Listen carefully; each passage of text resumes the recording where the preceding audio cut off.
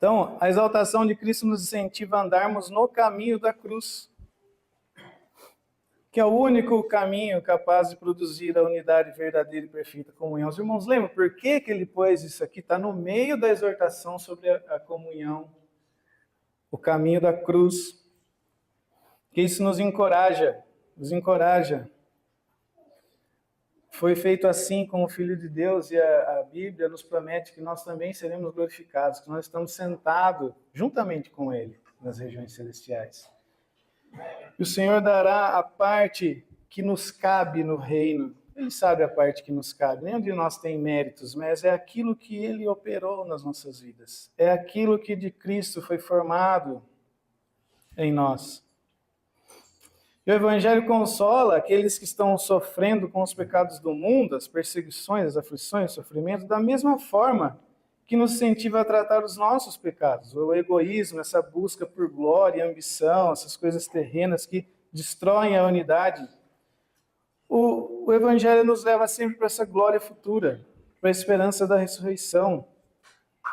Paulo, mais para frente, ali aos Filipenses, ele vai dizer, no capítulo 3, versículo 10, quero conhecer a Cristo, o poder da sua ressurreição e a participação dos seus sofrimentos, tornando-me como ele em sua morte. Vocês vão estar vendo? A gente tem que ir nesse mesmo caminho, para, de alguma forma, alcançar a ressurreição dentre os mortos. Não que eu já tenha obtido tudo isso e tenha sido aperfeiçoado, mas prossigo para alcançá-lo, pois para isso também fui alcançado por Cristo. Irmãos, não penso que eu mesmo já o tenha alcançado, mas uma coisa eu faço, esquecendo-me das coisas que ficam para trás e avanço para que estão adiante. Prossigo para o alvo, para ganhar o prêmio do chamado celestial em Deus, em Cristo Jesus. E aos Hebreus, capítulo 12, versículo 1, portanto, também nós, uma vez que estamos rodeados de tão grande nuvem de testemunhas, quem foram essas testemunhas?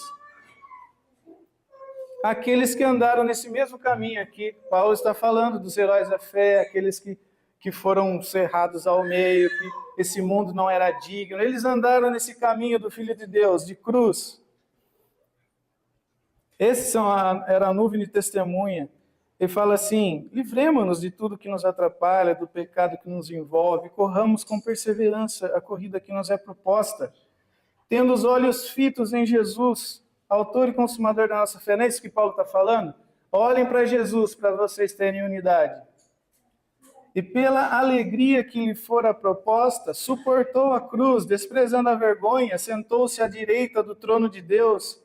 Pensem bem naquele que suportou tal oposição dos pecadores contra si mesmo, para que vocês não se cansem nem se desanimem. Na luta contra o pecado, vocês ainda não resistiram até o ponto de derramar o próprio sangue.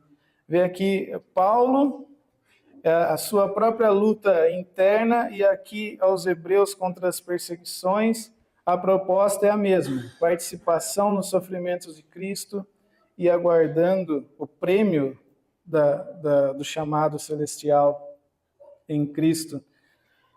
Romanos, capítulo 8, versículo 17, se somos filhos, então somos herdeiros, herdeiros de Deus e co-herdeiros com Cristo. Se de fato participamos dos seus sofrimentos, para que também participemos da sua glória. É a mesma coisa. Considero que os nossos sofrimentos atuais não podem ser comparados com a glória que em nós será revelada. Que isso anime a nossa vida. Essa é a promessa.